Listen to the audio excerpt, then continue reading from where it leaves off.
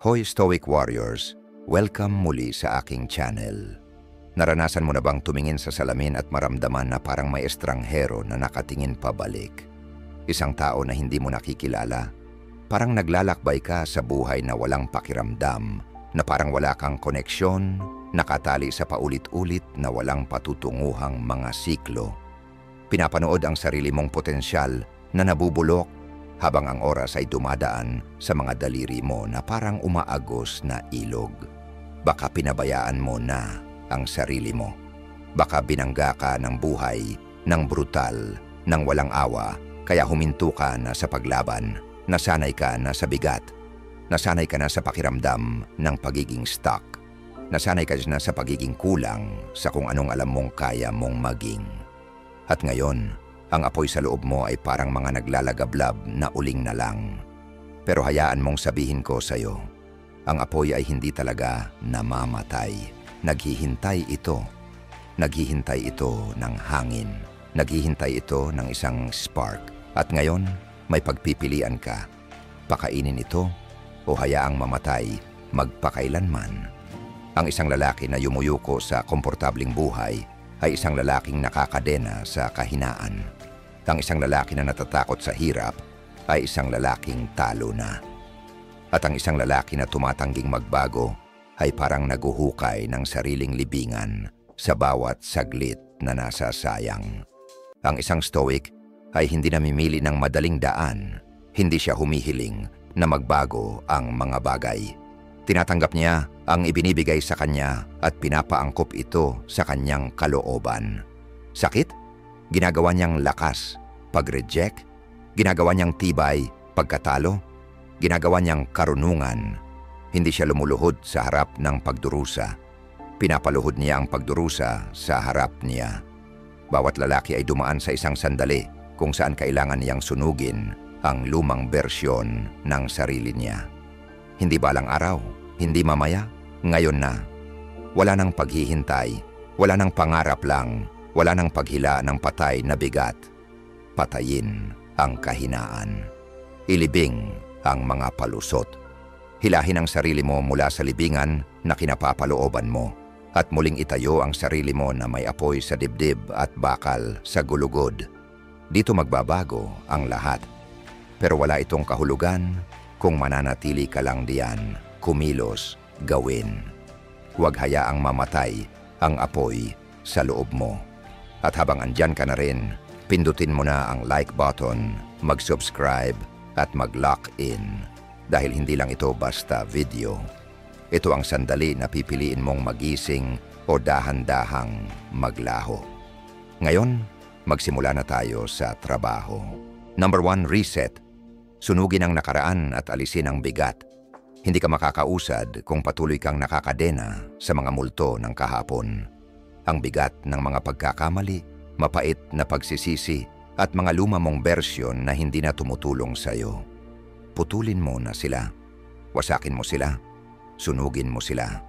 Yung breakup na dumurog sa'yo, hindi yon isang parusang kamatayan, isang wake-up call iyon. Bawat patak ng dugo, pawis, at luha na ibinuhos mo sa relasyon na iyon, tapos na. Hayaan mong masunog, hayaan mong mawala. Kung hindi ito magpapalakas sa apoy mo, abo lang ito sa hangin. Ang mga pagkatalo na parang humahabol sa isip mo tulad ng isang mandaragit na bumulong na hindi ka sapat, hindi ka nila pag-aari, hindi nila kaya. Mga aral lang sila na nakatago, mga peklat na humubog sa'yo. Hayaan mong gawing matalim ang mga ito, hindi humina. Hindi sila ang katapusan mo, sila ang simula mo. Ang mga tao na nagduda sa'yo, nagtaksil sa'yo, at iniwan kang dumugo sa katahimikan. Pabor nila sa'yo iyon. Hindi sila ang mga taong kailangan mo. Sila ang mga taong hindi mo na kailangan. Ipinakita nila kung sino sila at ngayon malinaw na. Hindi sila karapat-dapat sa oras mo, sa tiwala mo, o sa pagmamahal mo. Hayaan mong maglaho sila sa likod habang ikaw ay tumataas sa harapan. Malaya ka na, walang kadena. May mga lalaking kumakapit sa nakaraan na parabang iyon ang kanilang pagkakakilanlan. Binubuhat nila iyon tulad ng isang medalya, hinahayaan itong magtakda sa kanila. Nagkamali ako noon kaya magkamali ulit ako. Iyon ang kahinaan. Iyon ang takot na nagsasalita. Iyon ay hindi ikaw. Hindi ka ang iyong mga pagkakamali. Hindi ka ang lalaking natapilok sa nakaraan. Ang lalaking ikaw kahapon ay patay na.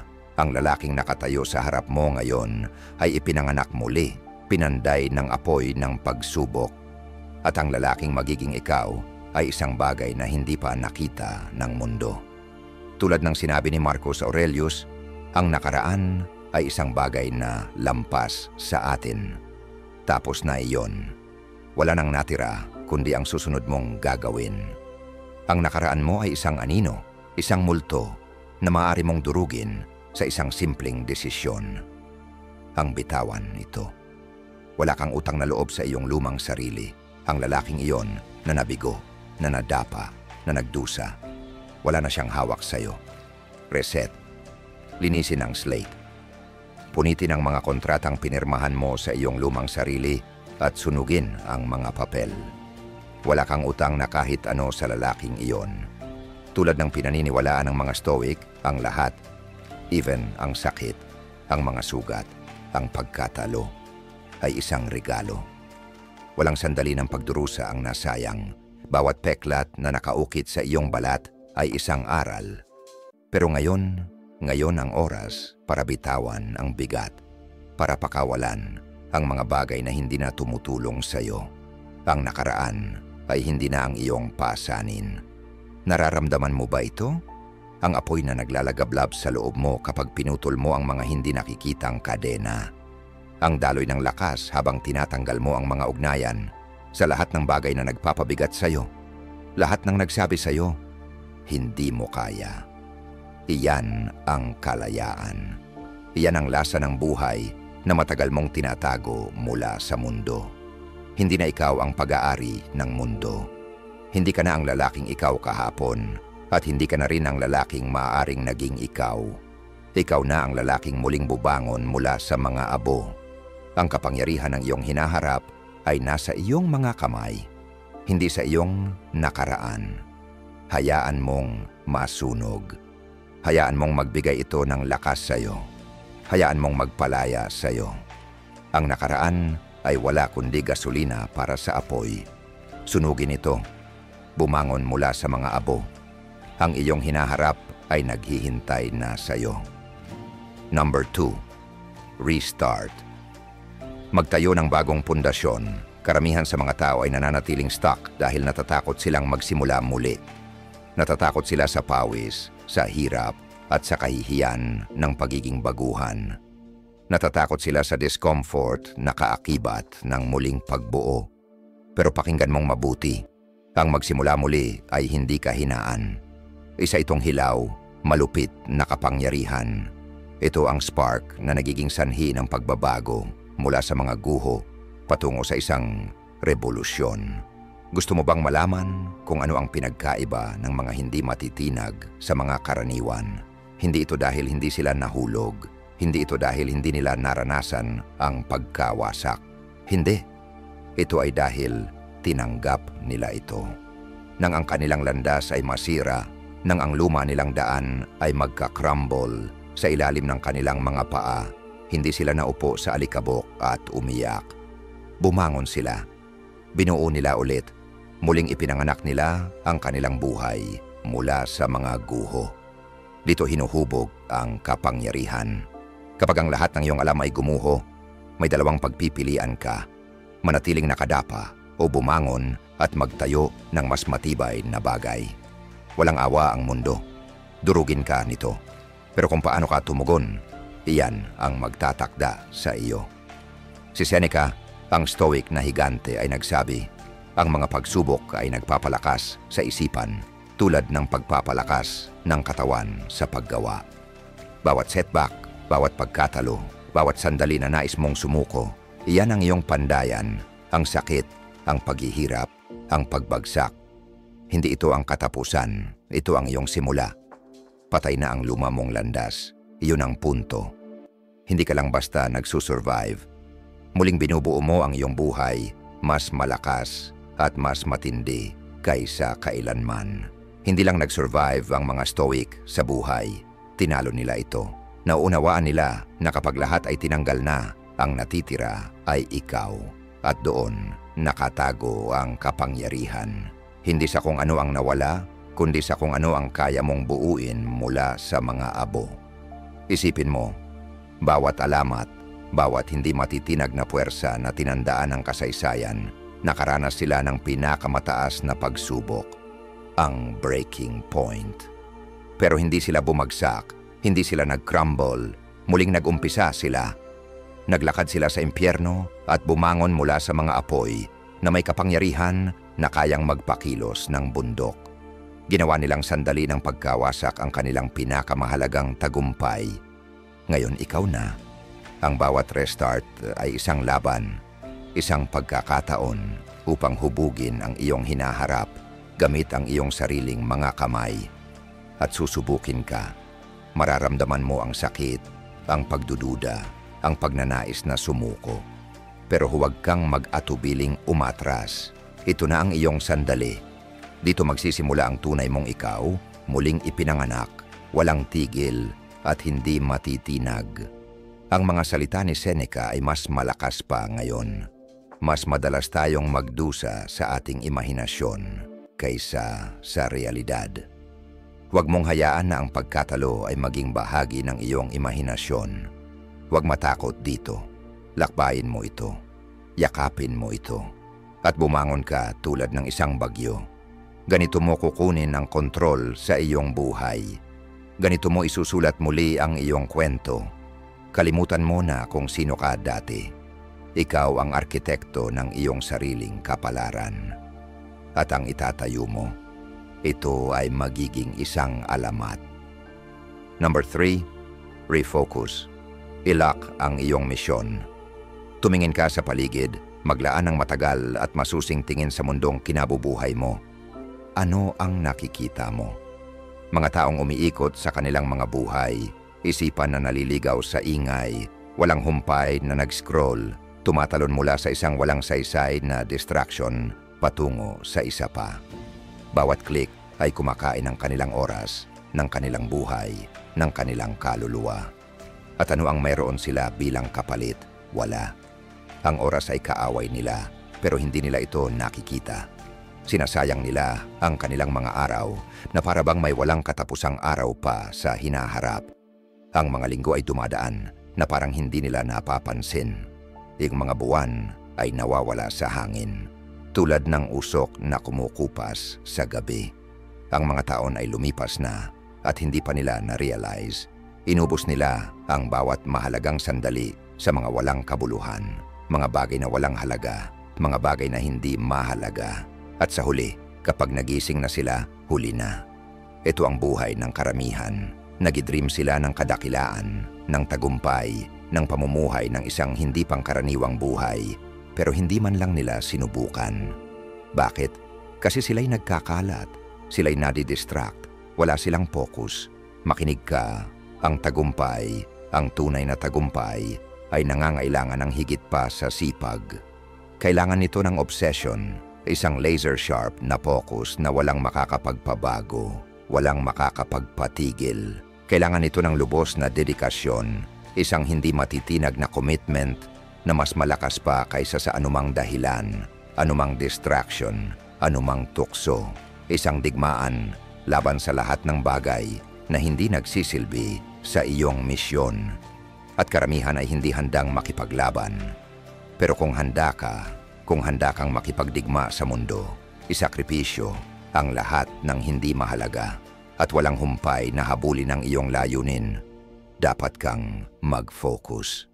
Walang puwang para magdalawang isip, walang espasyo para sa pagdududa, walang pansamantalang paghinto para sa awa. Ang tunay na tagumpay ay isang labanang digma. Hindi ka pwedeng magpaligoy-ligoy at maghintay ng tagumpay. Dapat mong i-focus ang bawat hakbang, bawat desisyon, bawat kilos, focused. Bawat hininga mo ay nakatuon sa isang misyon at hayaan mong magkagulo ang mundo sa paligid mo. Hayaan mong ang ingay ng kabiguan ng ibang tao ay mawala. Hayaan mong ang kanilang mga distractions ay maging isang koro ng mga walang kabuluhang bagay. Hindi ikaw sila. Hindi ka dito para sumunod, dito ka upang manguna. Dapat mong ipamuhay ang buhay na may apoy na sumisiko sa loob mo. Isang apoy na sisira sa bawat pag-aalinlangan, bawat kawalan ng tiwala. Ang apoy na iyon ay dapat maging kasing lakas na wala ng kahit anong bagyong madilim ang makakapagpatay nito. Dito matatagpuan ang tunay na lakas. Hindi sa pagtatangkang hawakan ang lahat at pasayahin ang lahat, kundi sa pagsusunog ng lahat ng kalat at ingay at pagtutok sa mga bagay na ikaw lang ang makakontrol. Dahil doon nakatago ang kapangyarihan at doon nakatago ang katotohanan. Si Epictetus, isa sa mga pinakadakilang Stoic na pilosopo, ay itinuro sa atin ang tunay na kahulugan ng kalayaan. Ang kalayaan, ang tanging tunay na pag-aari.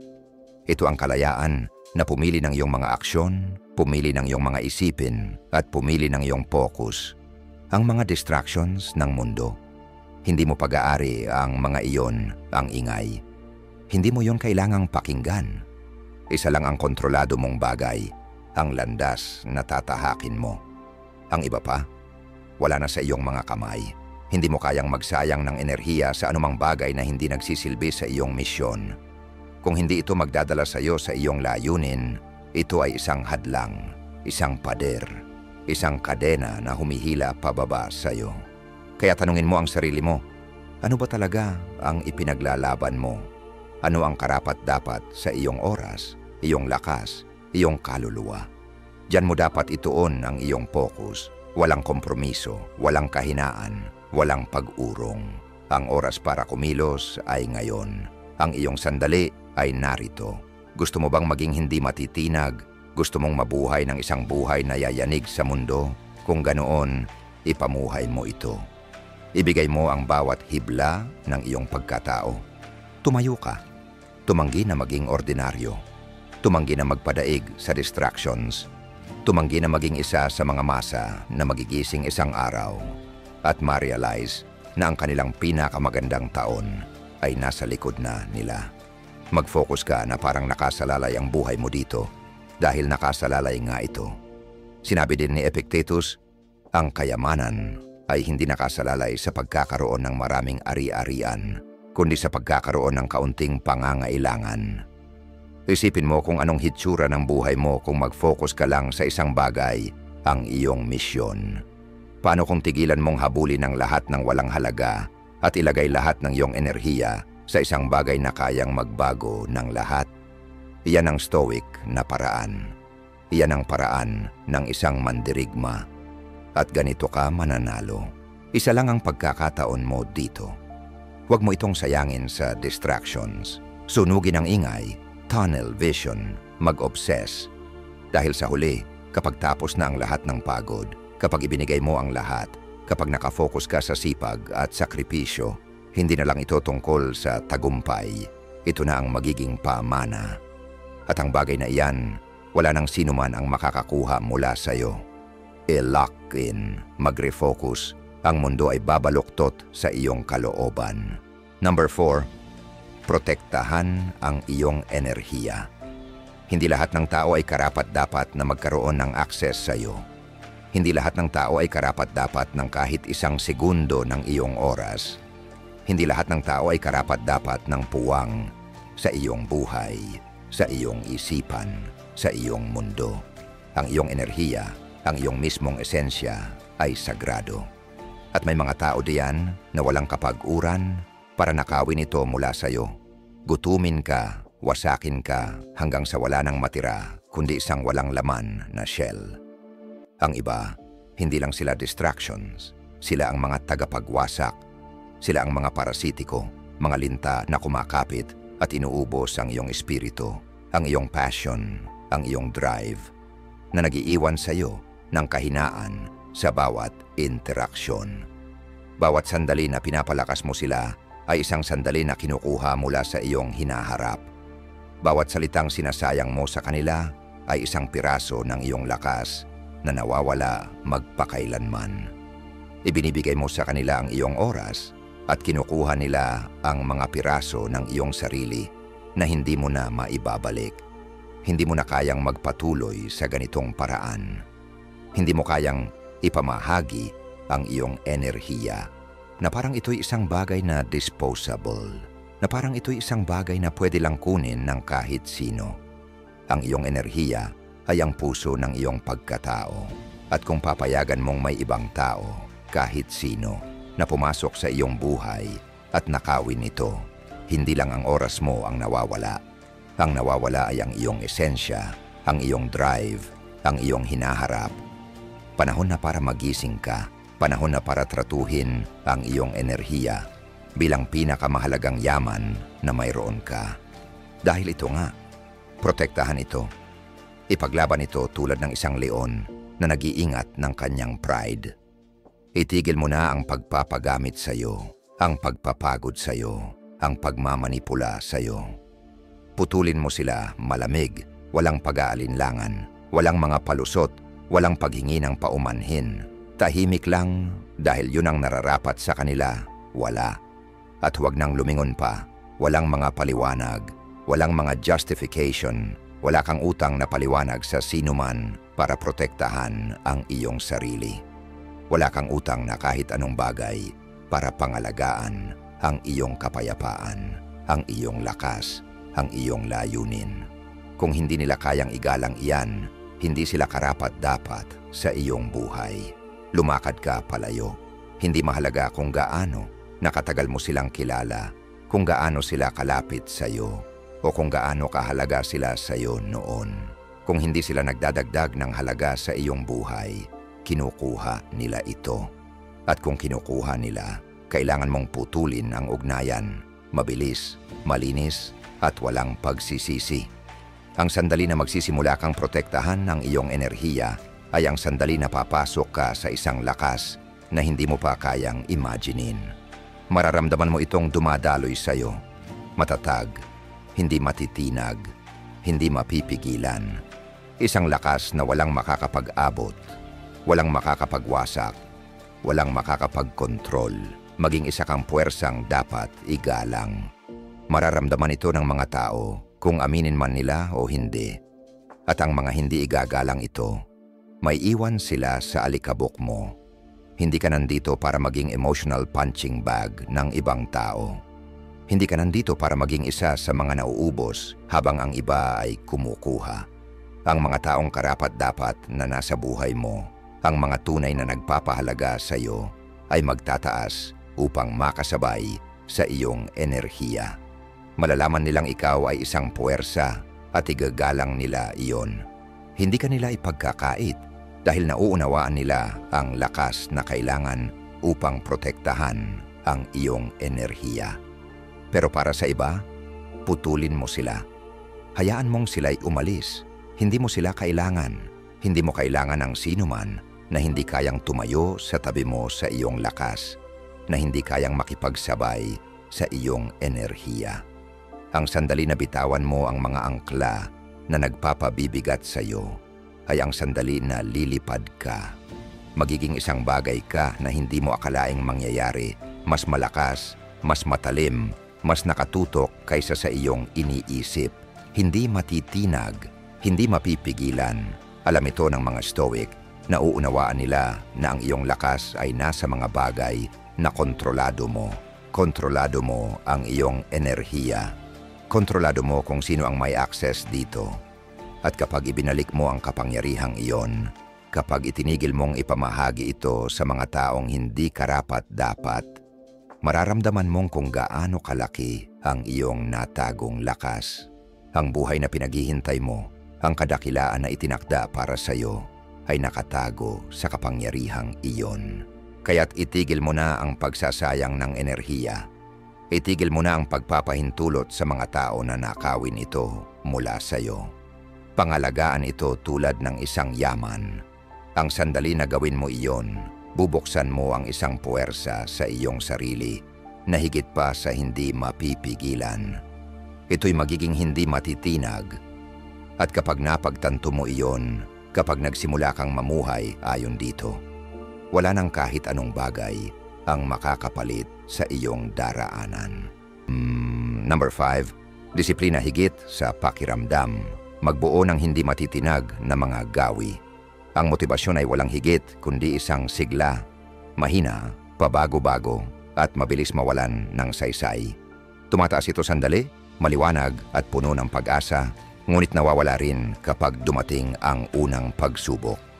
Ang disiplina, bagaman, ay ang apoy na hindi nangangailangan ng sigla.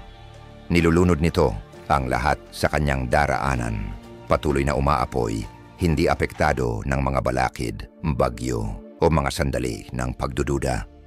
Kung naghihintay ka para sa tamang sandali o perpektong pakiramdam, talo ka na. Hindi darating ang sandaling iyon. Isang ilusyon lamang ito, isang miraheng mahirap abutin. Kung naghihintay kang maramdaman mong handa ka na, maghihintay ka ng walang katapusan. Hindi alintana ng mundo ang iyong mga pakiramdam at ganoon din ang tagumpay. Ang mga nagwawagi ay hindi naghihintay na magtulungan ang motibasyon na kumatok sa kanilang pinto. Kumilos sila kahit anong pakiramdam nila. Kumilos sila kapag ang katawan nila ay masakit, kapag ang isipan nila ay nagsasabing huminto na, kapag ang takot sa kabiguan ay humahawak sa kanila. Kumilos sila dahil natutunan nilang ang mga pakiramdam ay mahina. At ang disiplina ay hindi matitinag. Ang iyong mga pakiramdam ay magiging kalaban mo. Magsisinungaling ito sa iyo at sasabihing dumaan sa madaling daan, iwasan ang hirap, magpahinga, huminto, magantala, dumaan sa landas na magdadala sa iyo ng comfort. Sasabihin nila na nararapat ka ng pahinga, ngunit ang totoong nararapat mo ay mapagtagumpayan ng sakit, magpatuloy sa kabila nito, at mag-ibang mas malakas kaysa sa dati. Ngunit narito ang malamig na katotohanan. Ang mga pakiramdam ay pansamantala lamang. Ang mabilis na sigla ng motibasyon, ang kilig ng bagong ideya ay mabilis nawawala. Ang paghahangad ng pahinga, ang tukso na magsuko ay laging dumating kapag kailangan mo ng lumaban ng pinakamatindi. Hindi ka nandito para mamuhay sa comfort. Nandito ka para magtayo ng isang buhay na hindi kayang sirain, para gumawa ng isang bagay na matibay, hindi matitinag, na mananatili sa harap ng bawat hamon na ibinabato ng buhay sa iyo. Ang disiplina ang sandata na humuhubog sa buhay na ito. Ang disiplina ang kalasag na magpoprotekta sa iyo mula sa iyong sariling kahinaan. Ang martilyo na hahubog sa iyong hinaharap. Hindi ito tungkol sa pagiging perpekto, ito ay tungkol sa pagpapakita araw-araw. Kahit anong mangyari, kahit sabihin pa ng mundo na hindi ka sapat, na hindi mo kaya, na dapat kang sumuko. Ang disiplina ay ang pagpili na magpatuloy kahit na ang bawat bahagi ng iyong katawan ay nagsisigaw na huminto ka na. Ito ay isang pangako na ginawa mo sa sarili mo. Isang hindi matitinag na sumpa na walang anuman. Hindi ang bagyo, hindi ang pagdududa, hindi ang kabiguan ang makakawasak sa iyo. Si Marcus Aurelius, isang bihasang Stoic, ay naintindihan ito ng higit sa sinuman. Hindi siya nagsalita tungkol sa paghihintay ng inspirasyon o paghahanap ng motibasyon. Sinabi niya, ang hadlang sa aksyon ay nagsusulong ng aksyon. Ang humaharang sa iyong daan ay nagiging iyong daan. Bawat hadlang sa iyong landas ay hindi naroroon para sirain ka, kundi para hubugin ka. Bawat sandali na iniisip mong hindi mo na kaya, iyon ang sandali na ang iyong disiplina ay dapat umatungal na mas malakas kaysa sa iyong mga pagdududa. Diyan ipinanganak ang iyong lakas. Kailangan mong maunawaan ito. Ang iyong pinakamalaking paglago ay matatagpuan sa iyong laban. Kung mas labanan mo, mas push mo ang sarili mo, mas malakas ka. Bawat araw na pinipili mo ang disiplina, hinuhubog mo ang isang bersyon ng iyong sarili na hindi kayang gibain ng mundo. Binubuo mo ang isang makina ng lakas ng loob, isang titan ng self-control, isang puwersa na kayang maglipat ng bundok dahil sa hindi matitinag na determinasyon. Kaya't itigil mo na ang paghihintay para sa perpektong sandali. Itigil mo na ang paghihintay na maramdaman mong handa ka na. Hindi ka magiging handa kailanman, ngunit maaari mong piliing maging handa ngayon na. May kapangyarihan kang gumawa ng desisyon upang magpakita, patuloy na lumaban at buuin ang mga gawi na maghuhubog sa iyo sa isang hindi matitinag na tao. Gaya ng sabi ni Marcus, huwag nang magsayang ng oras sa pagtatalo kung anong klaseng mabuting tao ang dapat mong maging. Maging isa. At iyan ang katotohanan, maging isa. Maging ang tao na pipiliin ang disiplina kaysa sa comfort, na pipiliing magpatuloy kahit sabihin pa ng mundo na magpahinga ka. Maging ang tao na patuloy na bumangon kahit gaano kahirap, kahit gaano kabigat ang bigat sa iyong mga balikat. Maging ang tao na hindi kayang pigilin, hayaan mong ang iyong disiplina ay mag-apoy ng mas mainit kaysa sa anumang motibasyon. Hayaan itong lamunin ang lahat ng mga dahilan, lahat ng takot, at lahat ng sandali ng pag-aalinlangan. At kapag ang mundo ay nagduda sa iyo, kapag ang lahat ng tao sa paligid mo ay sumuko, maging ang isa na patuloy na lumalaban, hindi matitinag at hindi mapipigilan. Diyan matatagpuan ang tunay na lakas. Pakinggan mong mabuti. Ito ang iyong sangandaan. Walang darating na magliligtas sa iyo. Walang magbibigay sa iyo ng pangalawang pagkakataon. Ikaw lang at ang matinding katotohanan ng iyong mga desisyon. Pwede mong sirain ang iyong nakaraan o bitbitin ang bigat nito na parang multo sumusunod sa bawat hakbang mo. Pwede mong sunugin ang dating ikaw o panoorin ang sarili mong mabulok sa parehong siklo. Pwede mong tahakin ang bagong simula na yayanig sa iyong kaluluwa o manatiling nawawala, nakatrap sa iyong sariling pagsisisi. Pakawalan ang nakaraan. Sirain ang taong laging may dahilan. Baguhin ang iyong sarili. Magtayo ng isang bagay na sobrang tibay na yayanig sa buong mundo. Pasiglahin ang iyong lakas ng loob. Ilagay ang bawat patak ng iyong enerhiya sa sandaling ito. Walang atrasan, walang distractions. Ang desisyon, ito'y brutal, ito'y pangwakas, ito'y iyo. Kung tumagos ito sa iyong kaluluwa, o kung may nabuksan sa loob mo, pindutin ang like button, mag-iwan ng komento na ibinabagsak ko na ang lumang sarili ko ngayon at mag-subscribe. Wala nang paghihintay, wala nang pangarap na walang aksyon. Ito ang iyong sandali para bumangon, walang pigil. Wasakin ang lahat ng humahadlang sa iyong pag-unlad. Sunugin natin ang mundo.